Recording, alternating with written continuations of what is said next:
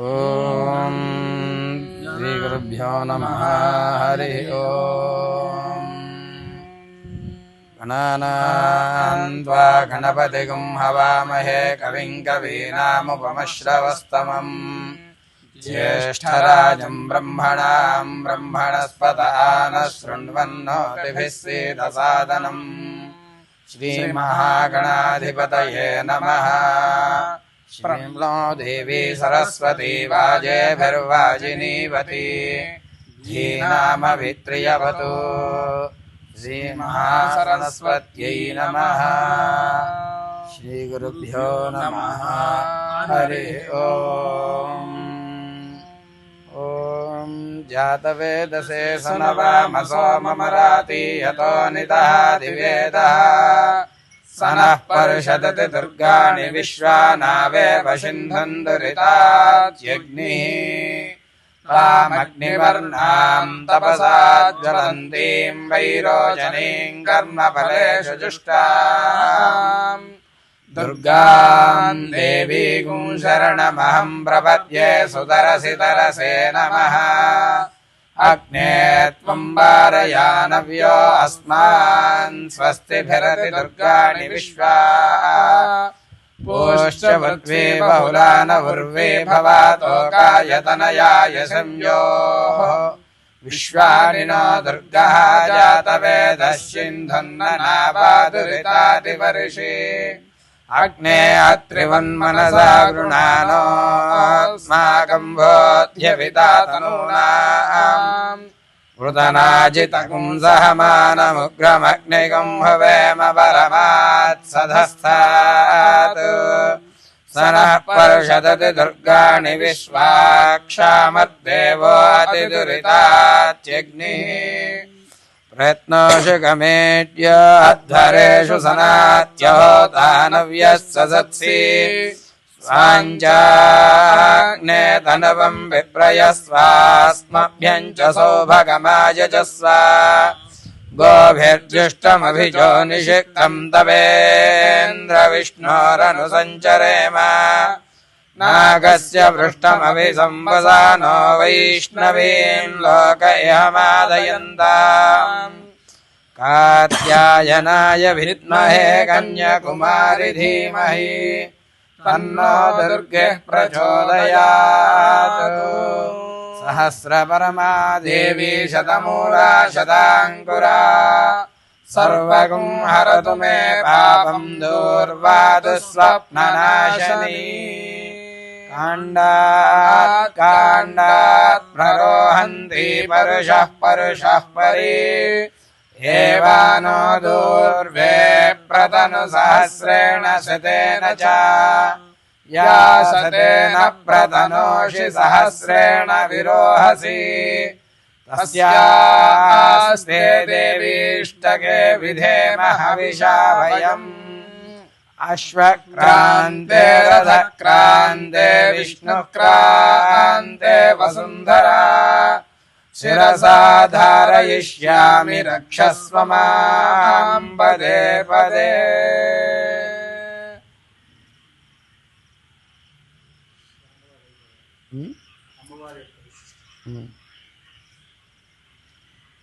శ్రీ గురుభ్యో నమః. ఈరోజు చాలా సుషాచమే సుదినంచమే అని వేదంలో ఒక మాట వస్తుందండి. ఆ విధంగా మేము అమ్మవారి ఆరాధకులుగా ఈరోజు అమ్మవారిని దర్శించుకోవడం అనేటువంటిది మా అందరికీ కూడా చాలా ఆనందదాయకమైనటువంటి విషయం అని చెప్తాము.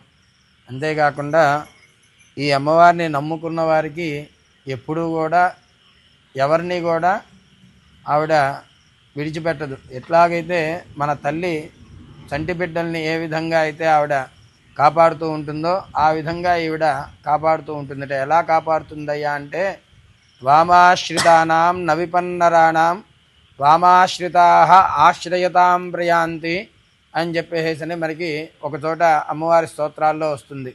అంటే త్వాం ఆశ్రితానం, ఆవిడ్ని ఆశ్రయించిన వారినే కాపాడటం కాదుటండి ఈ అమ్మవారు, వారిని ఆశ్రయించిన వారిని కూడా, ఎవరైతే ఆవిడ్ని ఆరాధన చేస్తున్నారో వారిని నమ్ముకుని ఇంకొంతమంది జీవనం చేస్తూ ఉంటారు.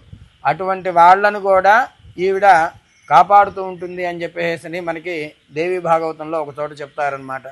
ఆ విధంగా అంతేకాకుండా ఈవిడ యొక్క విశిష్టమైనటువంటి పని ఏమిటయ్యా అంటే శరణాగత దీనార్థ పరిత్రాణ పరాయణే సర్వస్య ఆర్తి హరే దేవి నారాయణి నమోస్తుతే అని చెప్పేసి ఎవరైతే ఆవిడ్ని విడిచిపెట్టకుండా ఆవిడ పాదాలు పట్టుకొని ఎప్పుడైతే ఆవిడ్ని విడిచిపెట్టకుండా ఉంటామో అటువంటిది ఆ అమ్మవారు మనని విడిచిపెట్టకుండా మన వెన్నంటే ఉంటూ మనల్ని ఎప్పుడూ కూడా కాపాడుతూ ఉంటుంది అని చెప్పేసి మనం చెప్పుకోవచ్చు. ఇటువంటి సందర్భంలో ఈరోజు ఈ రాజశ్యాలమ అమ్మవారిని మనం దర్శించుకోవడం అనేటువంటిది చాలా ఉత్తమమైనటువంటి ఎంతో మహోత్కృష్టమైనటువంటి భాగ్యం అనే చెప్పవచ్చు. అంతేకాకుండా అమ్మవారిని మామూలుగా మనం ఏ గుళ్ళో చూసినా మీనాక్షి అమ్మవారు కానివ్వండి లేదా ఇంకో కామాక్షి అమ్మవారు చూసుకున్నా కూడా చాలా తక్కువ దీంట్లోనే ఉంటారు. అంటే విగ్రహంలో ఎత్తులు మనం చూడకూడదు, కానీ చాలా తక్కువగా మనం దగ్గరికి వెళ్ళి దర్శించుకోవడం అనేటువంటిది చాలా అరుదుగా జరుగుతూ ఉంటుంది. లోపలికి వెళ్ళి పూర్తిగా మనం అమ్మవారిని అక్కడ దర్శించుకోలేం. కానీ ఇక్కడ అలా కాకుండా అక్కడంతా కూడా మీరు సరిగ్గా దర్శించుకోలేరు, చూడలేరయ్యా అని చెప్పేసి మనందరి కోసం ఈ యొక్క ప్రాంతానికి వచ్చి అమ్మవారు ఇక్కడ నివసించడం అనేటువంటిది మనందరి యొక్క అదృష్టమని చెప్పుకోవచ్చు. అంతేకాకుండా ఈవిడ్ని ఆశ్రయించి పూజించిన వారికి ఎటువంటి బాధలు లేకుండా సర్వబాధా ప్రశమనం త్రైలోక్యస్య అఖిలేశ్వరి ఏవమేవ త్వయా కార్యమస్మద్వైరి వినాశనం అని చెప్పేసి ఇక్కడ చెప్తూ ఉంటారు ఒక చోట. అంటే ఎన్ని బాధలు ఉన్నప్పటికీ కూడా ప్రశమనం అంటే అక్కడ విశేషం ఏంటంటే శమనము అనగా మనకి అమ్మవారు ఎట్లాగైతే మనం ఏదైనా ఒక ధునిలో ఒక పదార్థం వేస్తాం, అగ్నిహోత్రంలో ఒక పత్తి వేస్తాం లేదా ఒక పుల్ల వేస్తాం, అది ఏ విధంగా అయితే మనకి మళ్ళీ కనిపించకుండా ఇదైపోతుందో ఆ విధంగా ఈ అమ్మవారు మన యొక్క బాధలన్నిటినీ కూడా తీర్చేసేస్తూ ఉంటుంది. అంతేకాకుండా త్రైలోక్యస్య అఖిలేశ్వరి, ఆవిడికి చేతకానిదంటూ కూడా ఏమీ లేదనమాట. ఈ ముల్లోకాల్లో కూడా త్రిజగత్తులో కూడా ఆవిడే ఈ సృష్టికి మూల కారణమైనటువంటి సృష్టి స్థితి లయకారకులైనటువంటి ఆ ముగ్గురు పరమేశ్వరులని కూడా ఈవిడ వెనకాల ఉండి వారందరినీ కూడా ముందుకు నడిపిస్తూ ఉంటుందన్నమాట. ఎట్లా నడిపిస్తోంది అంటే అందులో ఆ ఈశ్వరుడికేమో అర్ధభాగ శరీరంగా ఉండి, అట్లానే ఈ విష్ణుమూర్తికి ఆయన యొక్క శ్రీ విష్ణు హృత్కమల వాసిని అని చెప్పేసి ఆయన యొక్క హృదయ కమలంలో ఉండి, అట్లానే బ్రహ్మగారికి వారి యొక్క జిహ్వ మీద నాలిక మీద ఉండి ఈ యొక్క సృష్టి స్థితి లయల్ని ముందుటిని కూడా ముందుండి వాళ్ళని ఇదిగా చేసుకొని ఈవిడ నడిపిస్తూ ఉంటుందన్నమాట. అటువంటి ఆవిడ అక్కడ చెప్తూ ఉంటారు ఏమిటయ్యా అంటే అస్మద్ వైరి వినాశనం. ఇక్కడ వైరి అంటే ఈ ఇహలోకంలో మనం చూసేటువంటి ఈ పక్కింటి వాడో ఎరుగింటి వాడో లేదా మనకేదో చెడుపు చేయాలనుకున్నవాడో కాదు. మన శరీరంలో ఉన్నటువంటి కనిపించినటువంటి అరిషడ్ వర్గాలు 6 ఉంటాయి. ఏమిటయ్యా అంటే కామము, క్రోధము, లోభము, మోహము, మదము, మాత్సర్యము. వాటి గురించి మనం ప్రత్యేకించి చెప్పుకోవక్కర్లేదు. అది ప్రతి మానవుడికి కూడా, మానవుడే పుట్టిన ప్రతి ఒక్కరికి కూడా చాలా సహజంగా ఉండేటువంటిదే. ఒక మానవుడనే కాదు, ఏ జీవికైనా సరే దీంట్లో ఉండేటువంటి ఈ భూమి మీద ఉండేటువంటి ప్రతి జీవికి కూడా అవి ఉంటాయన్నమాట. అయితే కొన్ని వ్యక్తపరుస్తాయి, కొన్ని వ్యక్తపరచలేమన్నమాట వాటిని. అందువల్ల ఆ యొక్క వాటన్నిటినీ కూడా ఆ అరిషడ్ వర్గాలన్నింటినీ కూడా ఈ అమ్మవారు మన దగ్గర నుంచి దూరం చేసేసి 7వదైనటువంటి ఈ 6 పోతే సప్తమం షడ్భిర్మనుష్యానాం సప్తమం దైవచింతనం అంటాడు ఒక చోట. అంటే షడ్భిర్మనుష్యానం 6 రకాలుగా వీటన్నిటినీ కూడా మనం విడిచిపెట్టడానికి ప్రయత్నం చేస్తూ ఆ అమ్మవారిని కనుక మనం పూర్ణంగా ఉపాసన చేసినట్టయితే సప్తమం దైవచింతనం 7వసారికి ఈ 6టిని ఎప్పుడైతే దూరం చేసుకోగలుగుతామో, అందుకే మన శరీరంలో కూడా చూడండి మూలాధారము, స్వాధిష్టానము, అట్లానే అనాహత, మణిపూర, విశుద్ధ, ఆజ్ఞ, సహస్రారం అని చెప్పేసి మనకి కింద నుంచి పైదాకా ఇంట్లో ఉంటాయి మన చక్రాలు మన శరీరంలో. అట్లా ఆ చక్రాల్లో ఉన్నటువంటి ఒక్కొక్క దాన్ని ఒక్కొక్కటి ఆవిడ దూరం చేస్తూ చివరికి మనల్ని సహస్రారానికి తీసుకెళ్తుంది. అంటే ఆవిడ యొక్క పాద రేణువు దగ్గరికి మనల్ని చేర్చుకొని ఆవిడ యొక్క దీంట్లో మనల్ని అందరినీ కూడా ఆవిడ కృపకు మనల్ని అందరినీ కూడా భాగస్వామ్యం చేస్తుంది. అందువల్ల ఈరోజు ఇక్కడ మనం దర్శనం చేసుకుంటున్నటువంటి ఈ అమ్మవారిని చాలా విశిష్టంగా అందరము కూడా జై రాజశ్యామల జై వారాహి అని చెప్పేసి నమస్కారం చేసుకుందాం. జై జగదంబే భక్తవత్సలే పరాత్పరే కరాణహేతో నమః పార్వతీపతయే హర హర మహాదేవ.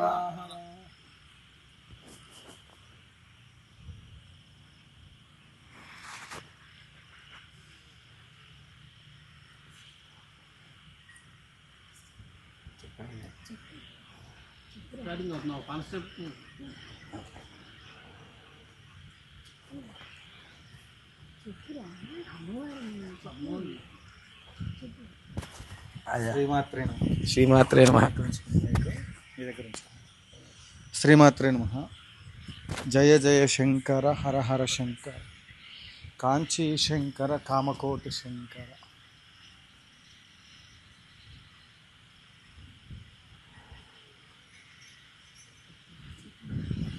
మీ తేరాల సుబ్రహ్మణ్య శాస్త్రి శ్రీ రాజశ్యామల సహిత దశమహావిద్య స్వర్ణ దేవాలయ నిర్మాణ మహాసంకల్పం నుండి ఈరోజు అమ్మవారి యొక్క దర్శనం, ఈ సంకల్పం చేసిన కార్యక్రమాలు ఏవైతే ఉన్నాయో వాటన్నిటినీ కూడా పూర్తి స్థాయిలో మనం లక్ష్మీ గణపతి ఆలయము శంకుస్థాపన నుండి మొదలుకొని ఇప్పటి వరకు జరుగుతున్నటువంటి ఒక కార్యక్రమాలన్నింటినీ కూడా పెద్దలకు తెలియచేయడం జరిగింది. ఇక్కడ ఐ డ్రీమ్ ప్రేక్షకులకి అట్లనే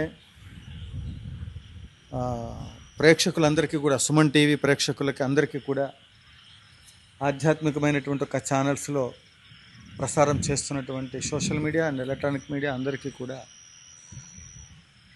ఈ సందర్భంలో గురువుగారి యొక్క సంపూర్ణమైనటువంటి వారి యొక్క నామధేయం మార్తి లలితనారాయణ శర్మ.